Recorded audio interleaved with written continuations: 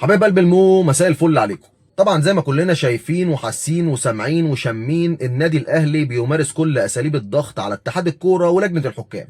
بس قبل ما نشرحها بالتفصيل، انا طالب من كل اخواتي ومتابعيني انهم يعملوا فولو للبيدج الجديده بتاعتي. هسيب لك الرابط فوق الفيديو وفي الكومنت. احنا على الاكونت الموجود دلوقتي 87,000 اخ واخت زملكاويه، يا ريت يتنقلوا كلهم على البيدج دي، لان من الاخر كده الاكونت اللي انا بكلمكم من عليه دلوقتي اتملى ريبورتات ومخالفات وهيتقفل قريب. وعشان ربنا ما يحرمنيش منكم ولا يحرمكم مني، يا ريت كله يتنقل على البيدج دي عشان خاطر نكمل شغلنا عليها. نرجع بقى لمرجوعنا. طبعا زي ما كلنا شايفين الفتره اللي فاتت، كل منصات السوشيال ميديا التابعه للنادي الاهلي ومنصات الاعلاميه التابعه للنادي الاهلي بتهرف قصه ضربه الجزاء اللي ليهم في ماتش سيراميكا، بغض النظر بقى عن صحه ضربه الجزاء دي من عدمها، لان انا واحد من الناس مش هفتي فيها بصراحه، لان انا كراجل مشجع اول ما شفتها قلت بصراحه دي ضربه جزاء. ولكن بعد تعديل قوانين الفيفا لاحتساب ضربه الجزاء، وان ايده مكبره جسمه ولا لا، ومتعمد ولا غير متعمد، الكلام ده كله اللي يفتي فيه خبراء التحكيم. وبالرغم من ان احنا كزمالك يعني اتعرضنا للمواقف دي كتير قوي، وقعدنا 3 سنين بنلعب المقصه كره طايره، ولكن وقتها كانت اخطاء التحكيم جزء من متعه كره القدم. ده بخلاف كمان ان كل خبراء التحكيم افتوا ان هي مش ضربه جزاء، والراجل رئيس لجنه الحكام الراجل الاجنبي اللي لا يعرفني ولا يعرفك قال ان هي مش ضربه جزاء واثنى على قرار الحكم. ولكن مش دي خالص قصتنا، لان احنا اصلا لو مشينا ورا حته ضربه الجزاء واعتبرناها ان هي السبب، فاحنا كده نعتبر ناس برياله. لان يا صديقي كل اللي بيعمله النادي الاهلي ده، واللي قاله اسامه حسني، واللي قاله عادل القيعي، والوفد اللي راح بقياده الاسطوره سيد عبد الحفيظ، ما كانش الهدف منه ضربه الجزاء ولا الماتش ولا الثلاثه بونت. اللي حصل وبيحصل ده يا صديقي الهدف منه حاجتين مالهمش تالت. اول حاجه ان النادي الاهلي ما بيعملش حاجه للي فات، النادي الاهلي وادارته طول عمرهم بيعملوا للي جاي.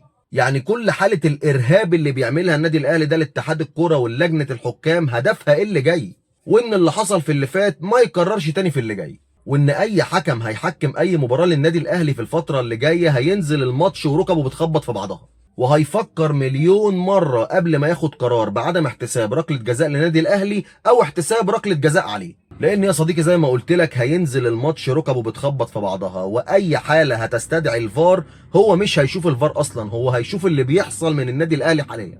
وده يا صديقي الهدف الاول من الموضوع. تعال بقى نخش على الهدف الثاني. الهدف الثاني وهي سياسه بص العصفوره اللي بتتبعها اداره النادي الاهلي حاليا. اداره النادي الاهلي اللي لا يخفى على احد انها صرفت ميزانيه مدن في بدايه الموسم عشان خاطر كاس العالم للانديه، وفي الاخر بعد المصاريف دي كلها النتائج يراها اي كفيف، حصلت المجموعه في كاس العالم للانديه. بخلاف كمان ان الفشل ما اقتصرش على كاس العالم للانديه، النادي الاهلي السنه دي طلع من دوري ابطال افريقيا، طلع من كاس مصر على ايد فريق درجه تانية، طلع من كاس الرابطه، وحاليا بيخسر الدوري سواء لصالح الزمالك او لبيراميدز. طبعا اللي حاصل ده كله لو حصل مع النادي الاهلي في اي موسم عادي ما كانش هيبقى عادي، فما بالك بقى لما يحصل معاه في موسم زي ما قلت لك صارف في بدايته ميزانيه مدن.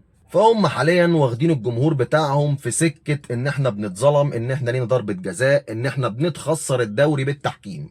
ولكن الحقيقه ان النادي الاهلي من بدايه الموسم لحد اخره فشل ذريع كامل للاداره وللاعبين وللاداره الفنيه وللنادي الاهلي كمجمل. بس طبعا زي ما احنا عارفين النادي الاهلي على مدار تاريخه ما ينفعش يخسر وهو ساكت، لازم اي خساره او اخفاق يتبعها اي هري ملوش عازه، اخطاء تحكيميه بقى، مؤامره كونيه، ساعه بيولوجيه، اي حاجه، المهم احنا ما بنخسرش كده.